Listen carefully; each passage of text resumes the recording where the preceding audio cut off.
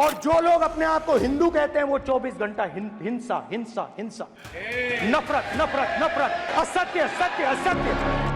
દેશમાં એનડીએની સરકાર બન્યા બાદ હવે સંસદમાં અલગ અલગ મુદ્દાઓ પર ચર્ચા શરૂ થઈ છે। દર વખતે ક્યાંક અલગ અલગ મુદ્દાઓ પર ચર્ચા શરૂ થતી હોય છે, તો આ વખતે ફરીથી હિન્દુ મુસલમાનની વાત ઉપર ક્યાંક આખી રાજનીતિ થતી હોય એ રીતે જોવા મળી રહ્યું છે। ફરીથી રાહુલ ગાંધીનું હિન્દુ ઉપરનું જે વક્તવ્ય છે, જે બયાન છે, એ ફરીથી ચર્ચાઓમાં થઈ રહ્યું છે।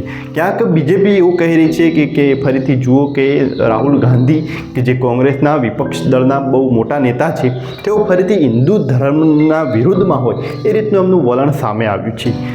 તમે જુઓ તો ક્યાંક ભાજપના જે પણ આઈટી સેલ છે અને ભાજપના જે વોટ્સઅપ ગ્રુપો છે, એમના સોશિયલ મીડિયાના જે માધ્યમો છે, એમાં દરેક જગ્યાએ અલગ અલગ વિડીયોઝ મૂકવામાં આવે છે કે જેમાં રાહુલ ગાંધી કહી રહ્યા છે કે હિન્દુ જે વ્યક્તિ પોતાની જાતને હિન્દુ માને છે તે નફરત ફેલાવે છે, તે હિંસા ફેલાવે છે, તે અસત્ય બોલે છે।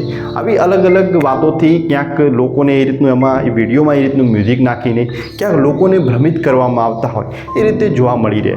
કેમ કે ક્યાંક સંસદમાં રાહુલ ગાંધી આવું કહ્યું છે કે નહીં એ વાત કોઈ સમજવા તૈયાર નથી, કોઈ એને એટલું રિસર્ચ કરવા તૈયાર નથી થતું। કેમ કે એ વાત સાચી છે કે નહીં એના ઉપર આજે આપણે થોડુંક સમજવું રહ્યું છે। કેમ કે રાહુલ ગાંધીનું તમે સ્ટેટમેન્ટ જુઓ તો રાહુલ ગાંધી એવું નથી કહ્યું કે હિન્દુ હોય તો એ નફરત ફેલાવે છે, હિન્દુ હોય તો અસત્ય બોલે છે, એવું ક્યાં પણ રાહુલ ગાંધીએ નથી કહ્યું। રાહુલ ગાંધીએ શું કહ્યું છે એને જો આપણે સમજવું હોય તો આખી જે ઘટના છે એને વિસ્તારથી જો આપણે સમજીએ તો રાહુલ ગાંધીએ જે બયાન આપ્યું છે એ છે કે જો કોઈ પોતાની જાતને હિન્દુ માનતો હોય, જે પોતે હિન્દુ હોય છે, એ ક્યારેય અસત્ય નથી બોલતો, એ ક્યારેય નફરત ફેલાવવાનું કામ નથી કરતો, એ ક્યારેય હિંસા નથી કરતો, આવું રાહુલ ગાંધીએ કહ્યું છે। રાહુલ ગાંધીએ કહ્યું છે કે હિન્દુ હોય તો એ ક્યારેય પણ હિંસા ફેલાવવાનું કામ નથી કરતો, જ્યારે બીજેપીનું આઈટી સેલે માત્ર એવું કટ કરીને મૂકી દે છે કે જો હિન્દુ હોય તો તે હિંસા ફેલાવવાનું કામ કરે છે। એટલે ક્યાંક બીજેપીનું આઈટી સેલ એ હંમેશા હિન્દુ વિરોધી હોય એ રીતે જોવા મળી રહ્યું છે કે ક્યાંક હિન્દુ ધર્મના લોકોને ક્યાંક ભડકાવવાનું કામ એ ક્યાંક બીજેપીનું આઈટી સેલ કરતું હોય છે। આઈટી સેલ મતલબ બીજેપીના જે પણ મોબાઈલના માધ્યમથી જે પણ સોશિયલ મીડિયાના જે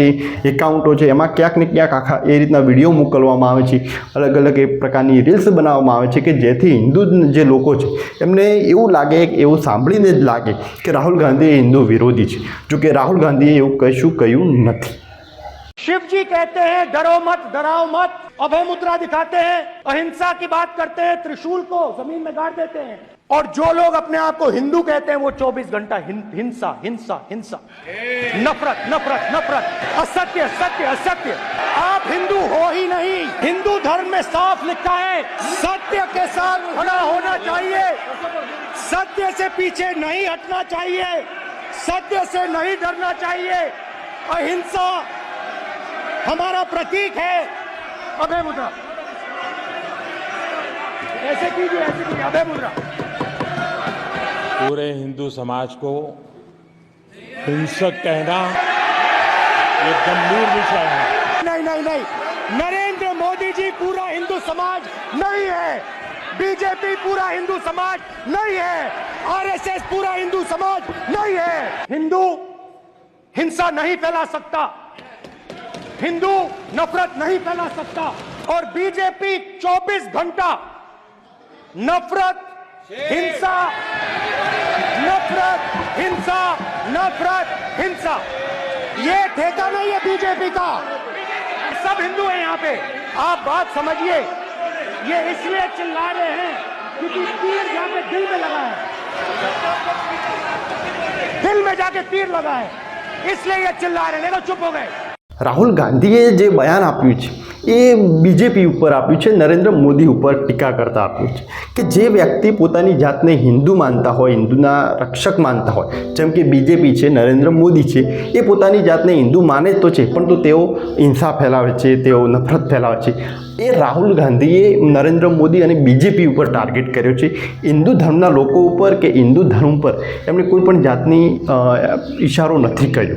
એટલે ક્યાંક જે નરેન્દ્ર મોદી ઉપર જે ઇશારો હતો એને સોશિયલ મીડિયાના માધ્યમથી અને આખો હિન્દુ ધર્મ વિરુદ્ધના આખું વલણ ઊભું કરી દીધું છે. એટલે આ વાતો જે છે એ આપણે સમજવી પડશે, કેમ કે બીજેપીની સરકારમાં તમે જુઓ તો હાલ તો વરસાદી માહોલ છે, હાલ કેટલા બધા ભ્રષ્ટાચારના કેસો સામે આવે છે. ક્યાંક રોડ તૂટે છે, ક્યાંક ટર્મિનલના છત તૂટી જાય છે, આવું ઘણી બધી ઘટનાઓ થાય છે. પેપર લીક થાય છે. સૌથી મોટો મુદ્દો છે નીટનો મુદ્દો. તો એના ઉપર કોઈ પણ સંસદમાં પણ ચર્ચા નથી થતી. રાહુલ ગાંધીએ જ્યારે નીટ ઉપર બોલવાની વાત કરી, એનો મુદ્દો એના ઉપર રાજનીતિ શરૂ કરી, તો અચાનક જ એનું માઇક બંધ કરી દેવામાં આવ્યું. એટલે ક્યાંક બીજેપી જે છે એ આ રીતનું આખું એનું વલણ રહેલું છે કે જે દર વખતે તમે તો ખબર જ હશે કે હિન્દુ મુસલમાનનો જો કોઈ વિરોધમાં જો કોઈ ભડકાવતી હોય તો બીજેપી છે જ, કેમ કે એ સ્પષ્ટપણે દેખાઈ રહ્યું છે. કોઈ પણ જે રાહુલ એ જ છે જે સ્પષ્ટપણે એવું દેખાઈ રહ્યું છે. ઇલેક્શન વખતે પણ નરેન્દ્ર મોદીએ ખોટી વાત કરી હતી કે કોંગ્રેસના મેનિફેસ્ટોમાં લખેલું છે કે દેશની સંપત્તિ ઉપર સૌથી પહેલો અધિકાર મુસ્લિમ સમાજનો છે, જો કે કોંગ્રેસના મેનિફેસ્ટોમાં એવું કશું હતું જ નહીં. એટલે ક્યાંક આ રીતનું એક આખું હિન્દુ વિરોધીનું આખું એક વલણ ઊભું કરવામાં આવે છે કે જેથી બીજેપી પોતાની વોટ બેંકને સાચવી રાખે. जहां भी ये देखते हैं ये सोचते हैं कि भाई भय कैसे पैदा करें, माइनॉरिटीज को डराते हैं. नहीं, कांग्रेस नहीं डरती आपसे, आप कांग्रेस से डरते हो.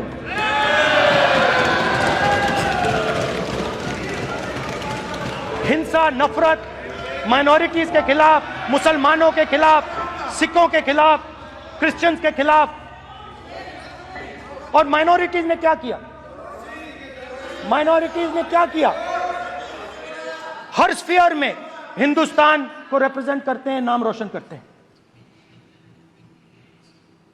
पत्थर जैसे हिंदुस्तान के साथ एक साथ खड़े हैं, देशभक्त हैं. और आपने सारे के सारे माइनॉरिटीज पर आक्रमण किया, उनके खिलाफ हिंसा, नफरत फैलाई.